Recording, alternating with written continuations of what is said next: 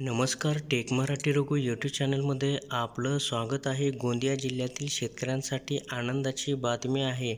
या ठिकाणी नैसर्गिक आपत्ती, पिके व शेतजमिनीचे नुकसान झालेल्या पात्र शेतकऱ्यांना नुकसानीची रक्कम थेट शेतकऱ्यांच्या बँक खात्यात जमा करणे सुरू आहे. ही एक आनंदाची बातमी आहे. मात्र जिल्ह्यातील 4,881 शेतकऱ्यांनी अद्याप ई-केवायसी केलं नाही.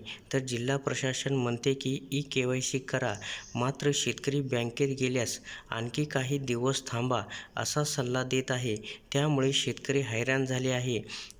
तर शेती व पिकांचे प्रत्यक्ष पंचनामे अंती नुकसान भरपाईस पात्र शेतकऱ्यांच्या याद्या प्रमाणित करून संबंधित तहसीलदारामार्फत संगणकीय प्रणालीवर अपलोड केले जात आहे. अपलोड करण्यास आलेल्या यादीचे शासनस्तरावरून पडताळणी होऊन माहितीच्या आधारे लाभार्थ्यांचे नाव, बाधित क्षेत्र, मदतीची रक्कम इत्यादी तपशील दर्शवणारी विशिष्ट क्रमांक यादी म्हणजे व्हीके लिस्ट संगणकीय प्रणालीद्वारे तयार होऊन संबंधित तहसीलदार उपलब्ध करून देणे सुरू आहे.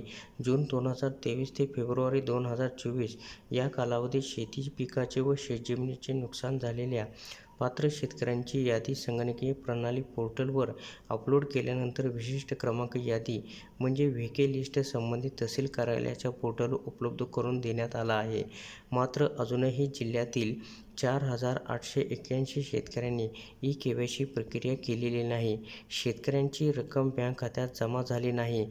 पात्र शेतकऱ्यांनी ई-केवायसी करून घ्यावं असे आवाहन या ठिकाणी प्रशासनाकडून करण्यात आलेलं आहे. तर शेतकरी बांधवांनो, 8 ते 10 कोटी रुपयाचा निधी पडून आहे. डिसेंबर 2023 ते फेब्रुवारी 2024 या कालावधीत अवकाळी पाऊस, अतिवृष्टी यामुळे जिल्ह्यातील 25,000 हेक्टरमधील पिकांचे नुकसान झाले होते. यामुळे जिल्ह्यातील 42,000 शेतकरी बाधित झाले आहेत. या बाधित शेतकऱ्यांना नुकसान भरपाईपोटी 67 कोटी रुपयाचा निधी शासनाकडे म्हणजे जिल्हा प्रशासनाकडे वळता केला. ज्या शेतकऱ्यांनी केवायसी प्रक्रिया पूर्ण केली आहे त्या शेतकऱ्यांच्या बँक खात्यावर ही रक्कम जमा करण्यात आली. पण जिल्ह्यातील 4,881 शेतकऱ्यांनी अद्याप केवायसी प्रक्रिया पूर्ण केली नाही. त्यामुळे या शेतकऱ्यांचे 8 ते 10 कोटी रुपये तसेच पडून आहेत. म्हणून शेतकरी बांधवांनो, ई-केवायसी प्रक्रिया पूर्ण करा आणि नैसर्गिक आपत्ती नुकसान भरपाई मिळवा. तर अशा प्रकारे शेतकऱ्यांसाठी महत्त्वपूर्ण अपडेट होती. अशा प्रकारे अपडेट मिळण्यासाठी चॅनलला सबस्क्राईब करा.